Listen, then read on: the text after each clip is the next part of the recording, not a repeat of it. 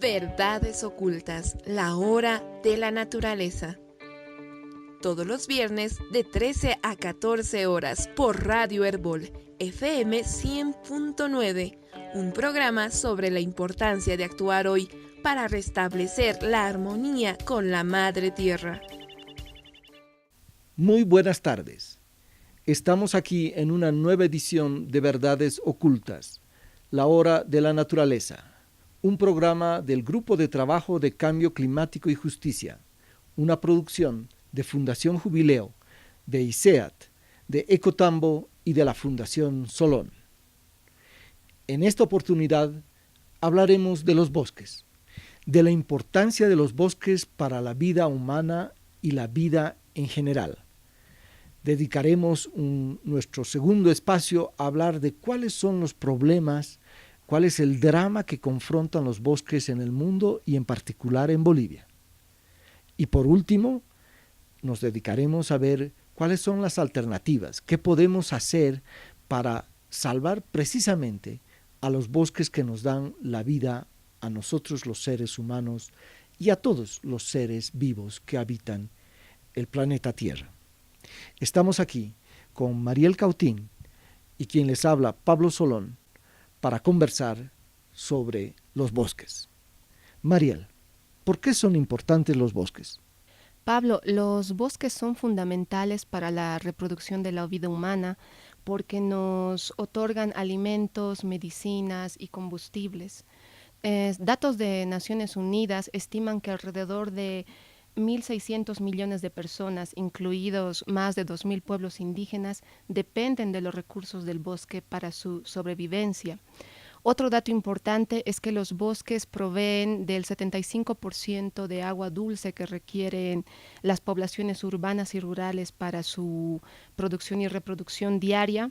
Y también los bosques son fundamentales en este contexto en la prevención de riesgos climáticos extremos. Los bosques ayudan a controlar olas de excesivo calor, sequías o inundaciones, ¿no?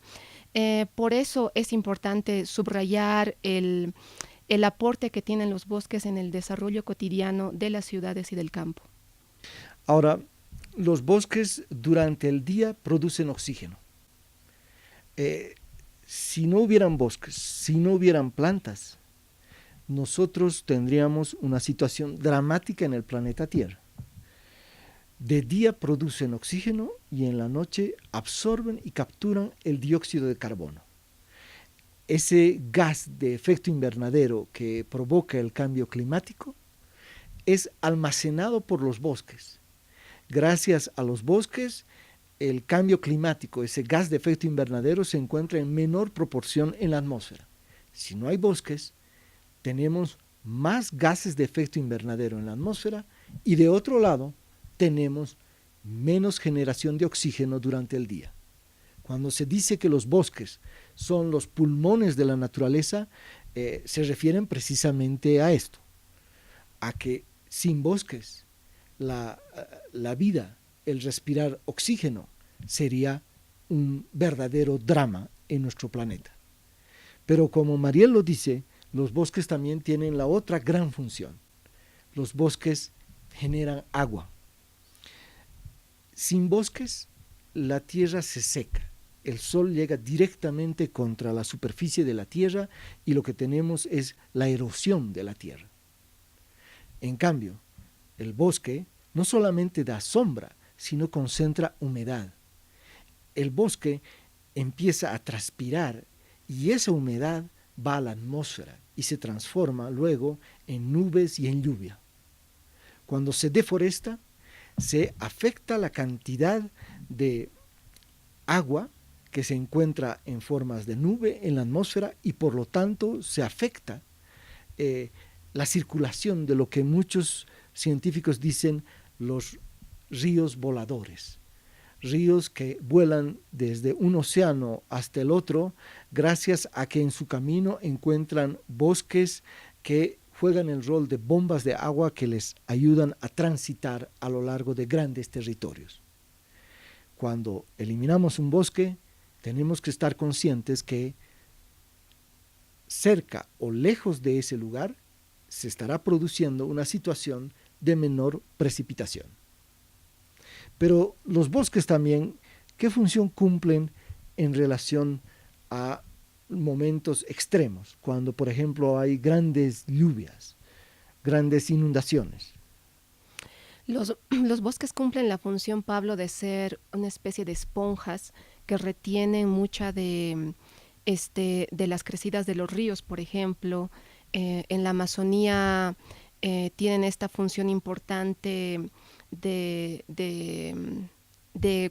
poder atrapar mucha del agua que se extiende por lo menos en áreas como la Pampa Veniana.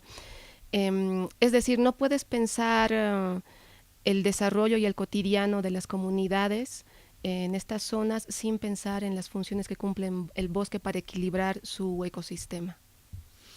Ahora, ¿cuál es la situación de nuestros bosques? ¿Cuál es la historia de nuestros bosques en Bolivia?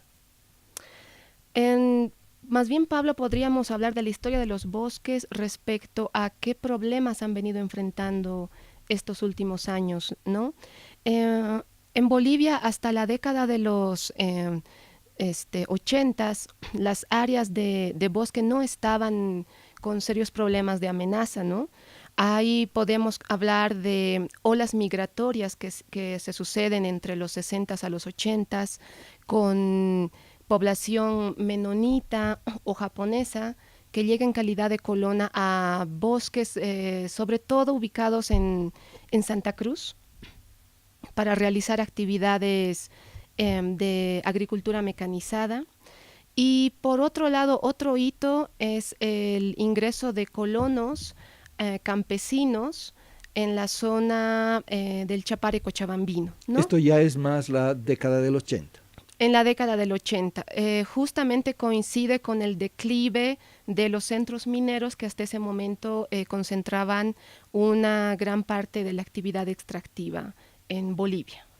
Entonces se puede decir que a partir de la década de los 80 es donde más empiezan los bosques en Bolivia a sufrir procesos de deforestación.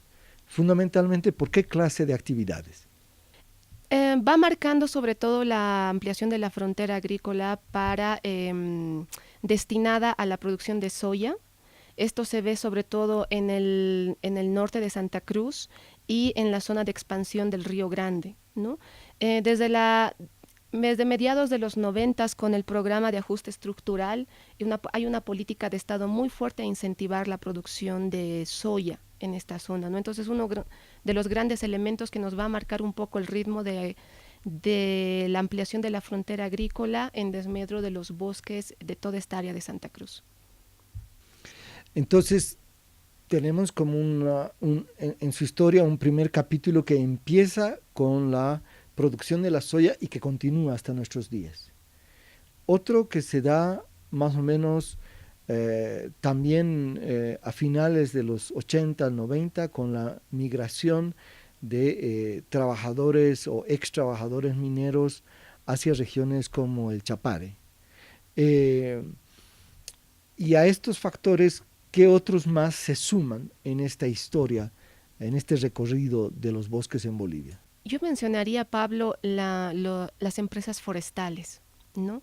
Que van creando una otra presión en los bosques, sobre todo centralizando su avance en especies forestales valiosas, ¿no? Como la mar, el cedro, el roble, caoba.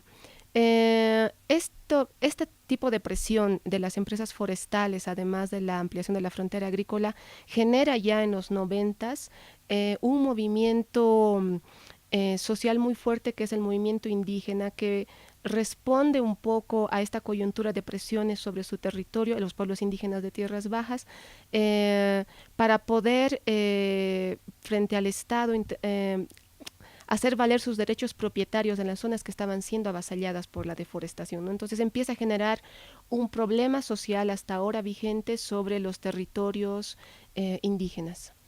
Entonces podríamos afirmar que la primera marcha indígena de tierras bajas y las otras que le siguieron en gran medida son producto de que al afectarse los bosques se estaba empezando a poner en riesgo los territorios que habían habitado por varios siglos los pueblos indígenas del Oriente. Y entonces por eso hay una emergencia de los indígenas de tierras bajas. Un fenómeno que empieza en la década de los 90, a diferencia de lo que vemos con el movimiento indígena aymara y quechua, que está más ligado a la situación de las grandes haciendas, ¿no? y a la situación que vivían fruto de estas encomiendas y luego haciendas que siguieron existiendo en la República. Y de ahí a ahora, ¿cómo ha venido siendo la situación de los bosques? Hoy estas tendencias se agravan, se agudizan. ¿Cuáles nuevas han empezado a surgir? Las tendencias se agravan y al mismo tiempo surgen nuevos problemas, nuevos conflictos en las zonas de bosque. Digamos que los intereses extractivos, empezando por la frontera agrícola, las empresas madereras y ahora nuevos intereses generados por la exploración petrolera, la minería, etcétera, la infraestructura de caminos, se han concentrado en tierras bajas en los últimos años, generando presiones distintas, ¿no? Afectando los distintos tipos de bosque que tiene el país, con sus distintas especies valiosas. Recordemos que Bolivia tiene al menos 8 tipos de bosques biodiversos y que en conjunto en este momento se extienden a lo largo de más del 50% del país.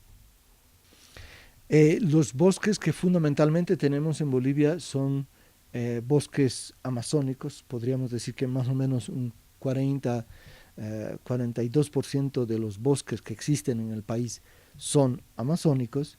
Y en segundo lugar, los bosques secos chiquitanos, y en tercer lugar, el bosque de Chaco.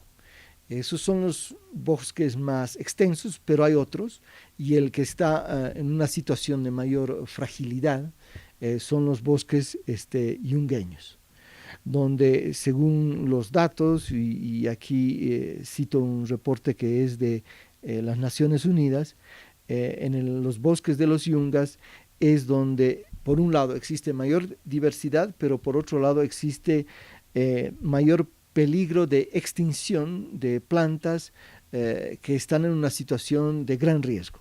Se dice que más o menos un 36% de ellas están en un peligro de extinción. Bueno, en nuestro próximo segmento veremos cuáles son los problemas que enfrentan los bosques, qué es lo que ha pasado y qué es lo que pasa ahora, cuáles son los nuevos peligros en relación a los bosques en Bolivia. Muy pronto volvemos. Verdades ocultas, la hora de la naturaleza. Todos los viernes de 13 a 14 horas por Radio Herbol, FM 100.9, un programa sobre la importancia de actuar hoy para restablecer la armonía con la Madre Tierra. Volvemos a Verdades Ocultas, la hora de la naturaleza, en nuestro programa dedicado a los bosques. Aquí junto a Mariel Cautín, quien les habla, Pablo Solón. ¿Qué es lo que está pasando con los bosques? A nivel mundial, el dato es muy preocupante y viene de la FAO. Cada año se estarían perdiendo 13 millones de hectáreas de bosques. ¿Qué quiere decir 13 millones de hectáreas anuales? Quiere decir que en 8 años se perdería una superficie equivalente a lo que es todo el territorio de Bolivia en cuanto a bosques a nivel mundial. Cada 8 años se pierde una Bolivia de bosques a nivel mundial. Y en el caso de nuestro país, las estadísticas muestran de que la deforestación se ha ido agravando estos últimos años. El 2016 se ha llegado casi a las 300.000 hectáreas. habría bajado un poco el 2017, pero la tendencia ahora es a que otra vez vuelva a incrementarse la deforestación. Una deforestación que si continúa a este ritmo va a acabar, por ejemplo, con superficies semejantes a las del Tibnis en aproximadamente unos 8 o 9 años. ¿Cuáles son las principales amenazas que tienen los bosques? Pablo, los bosques en este momento en Bolivia se enfrentan a tres grandes amenazas, ¿no? Una es la herencia de avance de la continuación de la frontera agrícola, producida sobre todo por el agronegocio. La segunda es el sector ganadero, que necesita nuevas áreas de ampliación una vez que los pastos se han empobrecido y el ganado ha ido creciendo.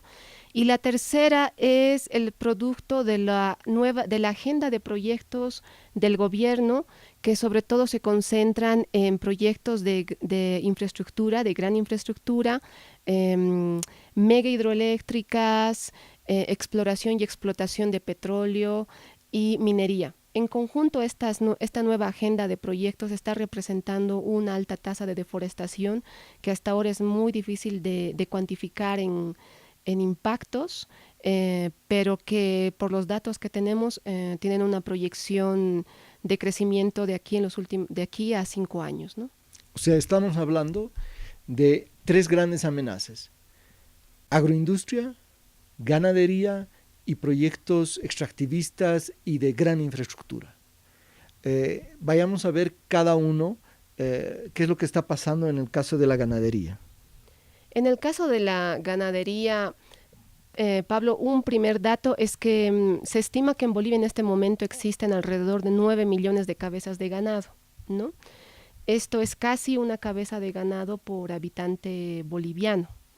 Las proyecciones del sector empresarial ganadero son que hasta el año 2025 puedan elevarse a 12 millones de cabezas de ganado.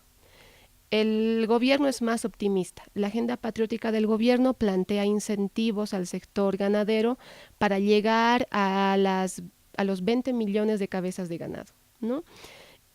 ¿Cuál es la relación entre más cabezas de ganado y bosque?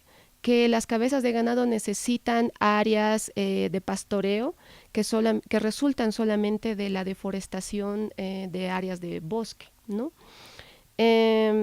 ¿Por qué pensamos que el impulso del sector ganadero puede representar un riesgo para los bosques? Datos de 2005 a 2010 estimaban que el 60% de la deforestación en el país ocurrida hasta ese momento había sido provocada por la actividad ganadera, ¿no?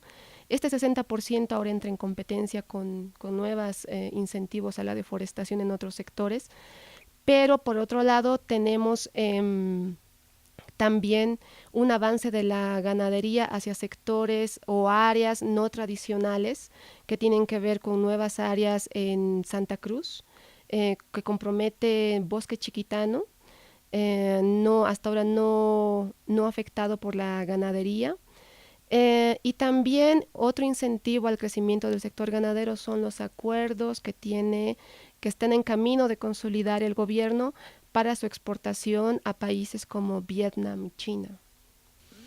O sea, el dato de varias instituciones internacionales es que el principal factor de deforestación ha pasado a ser la ganadería en los últimos años.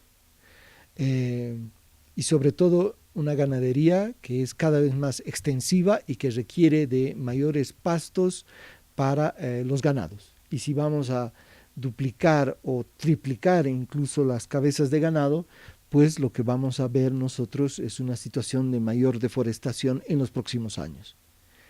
Pero a esto hay que sumarle el tema de qué es lo que está pasando con el agronegocio, con el etanol, con el bioetanol. Sí, es uno de de los proyectos más anhelados por los sectores de la agroindustria cruceña, que involucra no solamente la producción de soya para el sector de alimentos, sino para la generación de combustibles llamados combustibles verdes o biocombustibles, ¿no?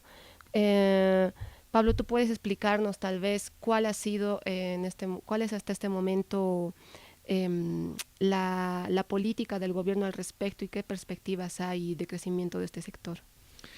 Bueno, el gobierno está impulsando por un lado el etanol y por otro lado el biodiesel. El etanol requiere fundamentalmente caña de azúcar. Entonces lo que vamos a ver es una expansión de las extensiones de caña de azúcar en el país.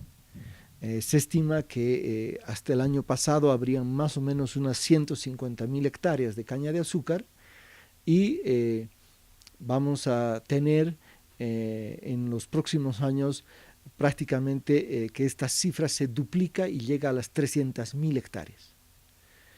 Pero en el otro lado tenemos el biodiesel que sale no de la caña de azúcar, sino de la soya. Y por lo tanto se estima una expansión de la producción de soya en unas 200.000, 250.000 hectáreas para alimentar esta nueva demanda de producción de biodiesel. En otras palabras, lo que veremos en Bolivia será un incremento de la frontera agrícola, pero no para producir alimentos para la población humana o para el ganado, sino sobre todo para alimentar a automóviles, alimentar chatarras, como decía Evo Morales en el año 2008, cuando presentaba los 10 mandamientos para preservar el planeta. Esa es la situación que tenemos hoy en relación a la soya, pero hay una cosa en particular, y es que se dice, como esta nueva producción de soya va a ser para automóviles, entonces no hay mucho de qué preocuparse de los organismos genéticamente modificados. ¿Y cuál es la situación entonces que estamos viendo ahora con la expansión del biodiesel y del etanol en relación a los transgénicos? La preocupación central de sectores campesinos y ambientalistas es que para permitir la ampliación de producción de soya, el gobierno estaría aprobando el uso de 2 eventos transgénicos en la producción de soya. Uno es el HB4, un grano tolerante a la sequía, y el otro es el RR1, una semilla resistente al glifosato.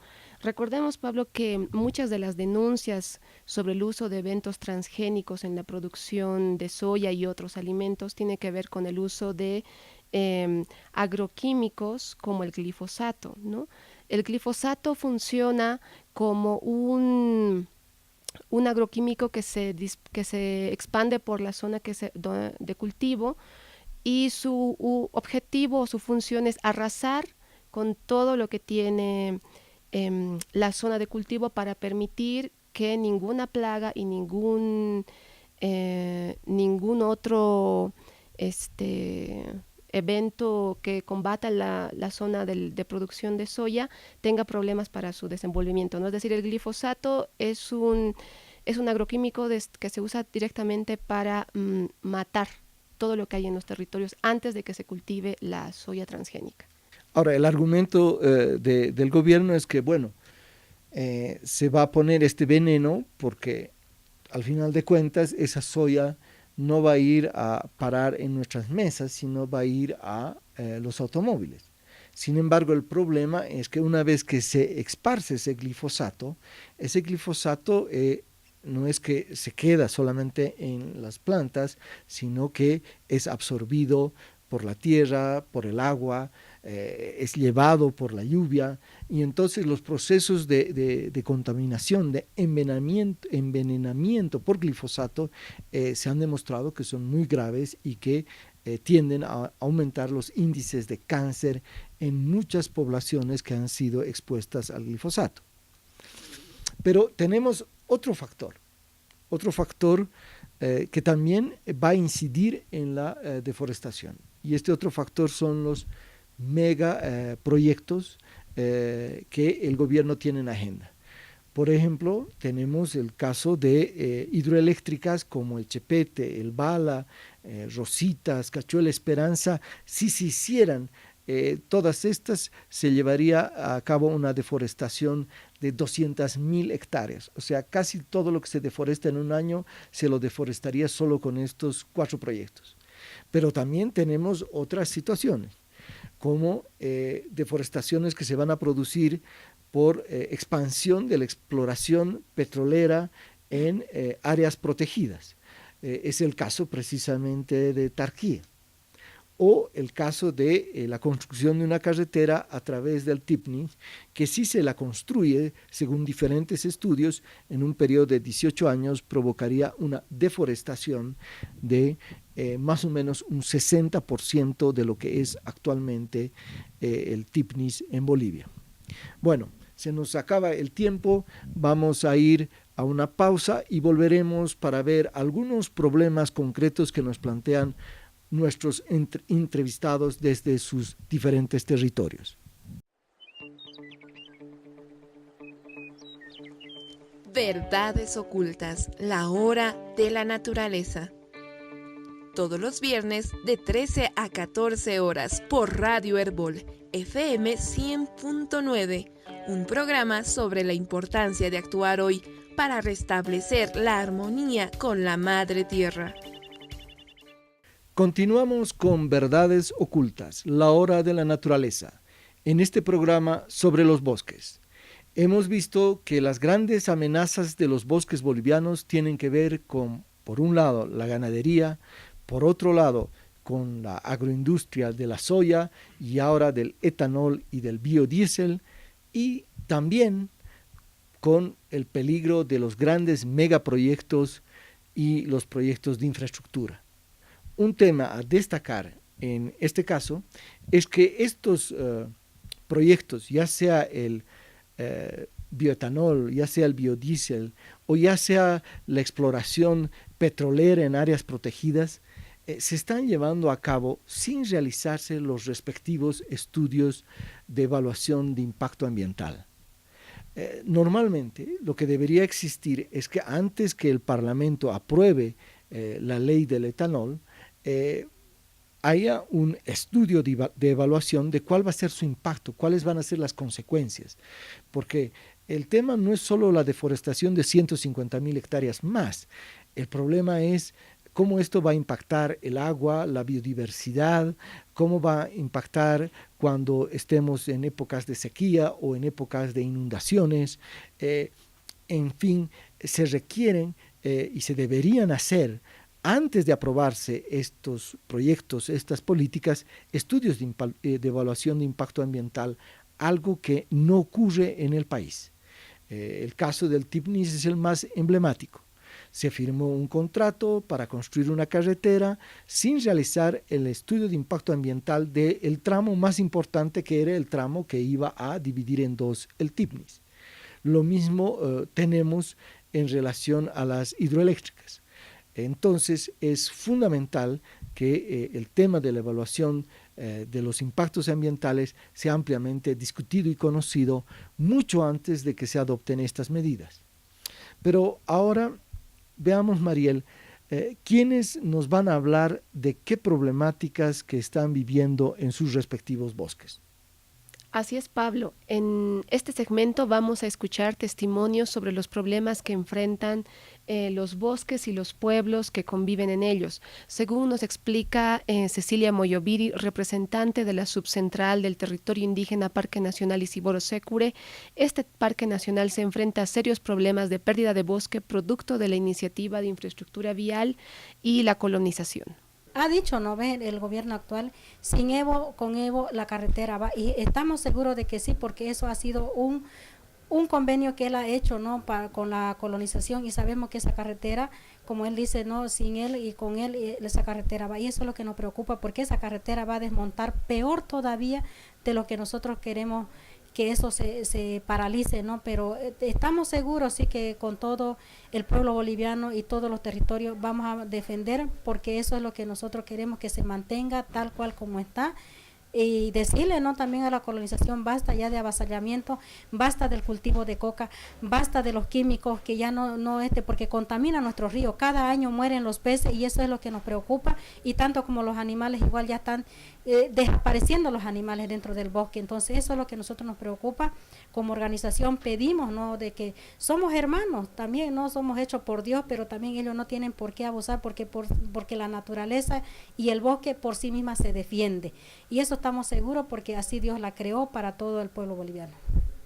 El TIPNIS ha perdido 46.000 hectáreas de bosque entre los años 2000 a 2014. El 58% de esta pérdida de bosque se ha producido en un radio de 5 kilómetros alrededor de la carretera que une Villa Tunari con Isinuta. Esto es la zona denominada Polígono 7, zona avasallada por sindicatos productores de hoja de coca. Así como el TIPNIS enfrenta este problema, la TCO Tacana 1 enfrenta los impactos de otro proyecto extractivo, como es la ampliación de cultivos de caña de azúcar para la empresa azucarera San Buenaventura. Ahora vamos a escuchar a Diego Usquiano, vicepresidente del Consejo Indígena del Pueblo Tacana, que denuncia los serios problemas en el medio ambiente, el agua y la salud de las familias y comunidades de la zona. Estamos prácticamente ahorita muy preocupados por este tema de prácticamente por la empresa azucarera, ¿no? Que hay en nuestra demanda territorial, el gobierno lo dio como usufructo, 5.000 hectáreas, donde para la plantación de caña. Entonces ya hubo prácticamente deterioro de nuestro territorio en el tema de que hubo matanza de flora y fauna, ¿no? Y prácticamente eso afectó a nuestras comunidades que son vecinas en el tema de algunas infecciones de enfermedades que han ocasionado en el consumo del agua, y también mortandad de animales, ¿no? Eso ha sido para nosotros una parte muy negativa que nos ha afectado, porque parte de los pueblos indígenas consumimos la carne del monte, consumimos los frutos y prácticamente de eso vivimos, ¿no? Y para nosotros ha sido extremadamente fuerte el tema de que la empresa azucarera pueda desmontar 5.000 hectáreas, imagínense, dejar desierto el monte, ¿no? Eso es lo más preocupante para nosotros, y que el gobierno siga aumentando todavía más hectáreas en favor de la empresa para seguir sembrando la caña, ¿no? Donde incluso ahora exige también de que nuestras comunidades hagan esa actividad de la siembra de caña, entonces cambiando a nuestra forma de vida que tenemos. Eso para nosotros es muy preocupante, y poder controlar también sobre la necesidad que vive la gente, ¿no? Entonces eso vulnera mucho a algunos hermanos de poder cambiar de repente su forma de vida a lo que están acostumbrados. Hay que recordar, Pablo, que en 2016 el INRA otorgó en calidad de usufructo a esta empresa estatal 5.000 hectáreas de bosque exclusivamente dedicados a la producción de caña, pese a que la dotación se encuentra en una zona de inmovilización forestal. Los cultivos de caña están provocando estos problemas que denuncia el representante indígena y están destruyendo el tejido social comunitario. Precisamente para evitar aquello, el territorio indígena multiétnico, otro territorio indígena en la Amazonía, busca recuperar el llamado bosque Chimán, ubicado en la Amazonía veniana, y desde 1990 esta zona viene experimentando la penetración de varias empresas madereras de aprovechamiento forestal. Las empresas generaron conflictos en la zona al punto que en 1990 precisamente se declara la primera marcha indígena por el territorio y la dignidad para recuperar estos territorios. Don Cecilio Gualu estuvo presente en esa marcha y hasta hoy día sigue luchando por la restitución territorial y la recuperación de bosques para sus comunidades. Escuchemos. Mucha grande pueblo que se cogían las empresas por parte, digamos, los gobiernos antepasados. Ellos hacían negocios, bueno, y lo daban las tierras por 20 años, donde lo liquidaban ellos. Esa era empresa que era, bueno, habían de 3 dueños de esas empresas. Salían, llegaban, salían, entraban, hasta que cumplieron los 20 años. Era la empresa Montegrande, Simagro, Fátima, Herbe, y la que da ahorita que hay San Ambrosio, que le dicen. Ahí hay tractor, todavía hay los galpones grandes. Bueno, como hemos ido como marcha, y nosotros dijimos que esos tractores se queden para la TCO, para nosotros. Pero gracias a que vino también el de la empresa, el mandato vino, y él dijo, lo voy a decir conforme dice ese papelógrafo, dice entregar, dice, el territorio. Como vemos, los bosques amazónicos se enfrentan a grandes intereses extractivos, ya sean carreteras, concesiones forestales o ampliación de monocultivos. Los pueblos y comunidades afectadas resisten y se empeñan en explicar que existen otras alternativas que permiten la conservación de los bosques. De esto hablaremos en el siguiente segmento.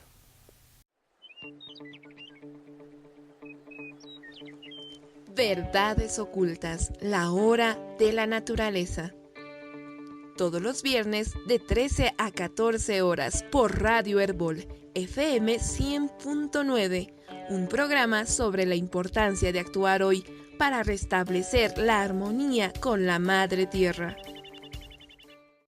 En este último bloque vamos a hablar de las alternativas. ¿Cuáles son las alternativas para convivir con el bosque? Porque actualmente la lógica que impera y que es promovida desde el gobierno es que el bosque es una suerte de obstáculo que hay que desmontarlo para poder lograr el desarrollo. Sin embargo, tanto a nivel internacional como en distintos foros se plantea de que lo fundamental es parar la deforestación hasta el año 2020. Ese es el compromiso en Naciones Unidas en lo que se conoce como los Objetivos de Desarrollo Sostenible. Parar la deforestación al 2020 y promover actividades de convivencia con el bosque. Estas actividades son de diferente tipo. Actividades que involucran el ecoturismo, actividades que involucran la agroforestería, el aprovechamiento de los frutos que nos dan los bosques. Hace un par de semanas la FAO decía en Bolivia solo se aprovecha el 1% de la capacidad que tienen los bosques de producir castañas. Es necesario ver al bosque como lo que es, como un ecosistema que es fundamental para la continuidad de la vida en la tierra, y las actividades agrícolas, las actividades turísticas no pueden ir en desmedro del bosque, sino todo lo contrario. Por eso en esta sección Mariel nos va a contar quiénes van a participar de este último bloque. Pablo, los testimonios que oímos nos indican que los bosques son parte del sistema de vida de los pueblos indígenas y, como veremos, también de las ciudades.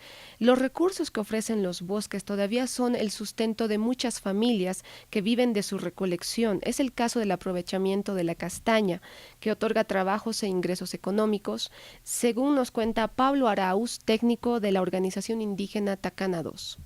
En primer lugar, la castaña sabemos que es un patrimonio, ¿no?, de la Amazonía, tiene decretos que la respaldan a este árbol, ¿no? Y bueno, la castaña significa para los Tacana su cultura, ¿no?, su medio de vida, ¿no? Y es por ello que dentro de este territorio ellos no hacen más que la recolección de este fruto, que es la almendra, y obviamente posteriormente a la recolección, que dura la zafra más o menos de 4 a 5 meses, el resto del año ellos se dedican a la pesca, a recolección de otro fruto, y en sí, o sea, el árbol de castaña es su vida, ¿no? Así como la castaña se constituye en un fruto que otorga condiciones sustentables de vida a las comunidades y al bosque, ocurre lo mismo con otros cultivos como el cacao amazónico. En conjunto, la conservación de bosques de castaña y de cacao permiten aplicar técnicas agroforestales que protegen el bosque y no lo destruyen. Esta es la experiencia de CIPCA y nos informa Edgar Izurieta, técnico de esta institución. Bueno, para empezar, tenemos experiencias bastante interesantes sobre el tema, digamos, de bosques, porque no solamente, digamos, lo hemos visto como una alternativa, digamos, de desarrollo y de generación de ingresos económicos para las familias indígenas y campesinas, sino también se han constituido como elementos para la restitución y consolidación de espacios territoriales que venían siendo disputados por terceras personas. En este caso, digamos, el hecho, digamos, de que los indígenas hayan tomado conciencia de la importancia de los bosques en el sentido de hacer un manejo sostenible de ellos mismos, ha permitido que nosotros en alguna medida en el proceso de saneamiento cumplamos con la función social y podamos consolidar esos espacios territoriales, digamos, ¿no?, a favor de los territorios. No solamente se trata de hacer el manejo de bosque nada más para hacer el manejo, sino también se trata de poder mejorar la calidad de la producción. Y de hecho, digamos, hay un avance importante porque, bueno, nuestra presencia en la zona obedece justamente para poder ayudar ¿no? Sobre todo en el beneficiado del cacao. No solamente en la parte productiva, sino también en el beneficiado porque estamos hablando de la calidad, digamos, ¿no?, del producto. Y hemos tenido resultados bastante interesantes, no por nada, digamos, hemos sido, bueno, uno de los productores con el que trabajamos, que está en la zona del territorio indígena multiétnico, que se llama Abraham Noza, ha sido clasificado como un representante, digamos, para concursar a nivel internacional en este tema en París, digamos, ¿no?, que se está haciendo un concurso para los mejores granos, digamos, de cacao, y justamente personas con las que trabajamos han sido ya tomadas en cuenta y han clasificado, digamos. ¿Por qué? Por la calidad que tiene el grano, digamos, ¿no?, del cacao. Entonces, consideramos que es interesante este trabajo porque obviamente posicionas no solamente un producto para la restitución y de sus territorios y todo aquello, no solamente para los ingresos, digamos, sino también como un elemento, digamos, que te sirve para poder posicionar un producto estratégico en el Beni. Por ejemplo, el departamento del Beni en realidad tiene sus ejes económicos en tema de la madera, la ganadería y la extracción, por ejemplo, de castaña, pero también no estamos viendo otro tipo de potencialidades que los bosques también nos están ofreciendo, que en este caso sería el cacao. Y si el cacao nuestro puede competir a nivel internacional en calidad, digamos, estamos viendo que es un potencial que estamos descuidando bastante, ¿no? Se estima que en toda Bolivia existen alrededor de 4.000 productores independientes de cacao provenientes de comunidades indígenas. Además de ser importantes la protección del cacao y estos bosques para la agroforestería, estos bosques en conjunto son importantes por su capacidad de resiliencia ante el cambio climático, como por ejemplo las afectaciones por inundaciones. Preocupadas por estos datos, colectivos en las ciudades también concientizan acerca del tema de la protección y el cuidado de los árboles urbanos. El colectivo Árbol de Santa Cruz estima que cada año se talan alrededor de 300 árboles en esta ciudad. Para hablarnos sobre esto, conversamos con Eliana Torrico, integrante de este colectivo. La idea también es trabajar en la concientización a partir de la ciudad y de la unidad del árbol, lograr ya tener la película o la fotografía ampliada para que la gente entienda, por ejemplo, en las ciudades, que el agua no viene del grifo, que el agua viene de una fábrica de agua que son los bosques. Entonces vamos haciendo esta relación desde entender qué es un árbol urbano y cuál es su valor, ir encadenando para que la gente vaya entendiendo por qué debemos preservar un bosque que está en el Timnis, digamos, desde Santa Cruz de la Sierra, por qué nos debe interesar, por qué debemos involucrarnos. ¿Por qué es tan importante que no contaminen nuestros ríos? Porque con el agua de ese río van a regar nuestros alimentos que consumimos en la ciudad. ¿Por qué es tan importante que regulemos el uso de energía en las ciudades, ¿no? Porque desde aquí estamos aportando al calentamiento global que hace que haya habido una extinción masiva del 60% de especies de mamíferos, etcétera. Entonces tratamos de vincular la problemática mundial, pero bajarla en términos que se entienda y que se pueda entender a escala de ciudad. Eso es lo que venimos haciendo y en lo que venimos trabajando, ¿no? Conservación de bosques agroforestería y concientización sobre la importancia y funciones de los árboles en las ciudades como en los bosques amazónicos son parte de las respuestas que nos dan los actores que conviven cada día con los problemas de la deforestación. Lamentablemente hemos llegado al final del programa. Se nos han quedado varios temas aún que profundizar, pero el mensaje es muy claro. Tenemos que cambiar nuestra relación con los bosques si es que queremos contribuir a salvar la vida en la tierra. Con ustedes hasta un próximo viernes, a la misma hora. Verdades Ocultas, la hora de la naturaleza, un programa del Grupo de Trabajo de Cambio Climático y Justicia, una producción de la Fundación Jubileo, de Ecotambo, de ICEAT y de la Fundación Solón. Verdades Ocultas, la hora de la naturaleza. Todos los viernes de 13 a 14 horas por Radio Herbol, FM 100.9, un programa sobre la importancia de actuar hoy para restablecer la armonía con la Madre Tierra.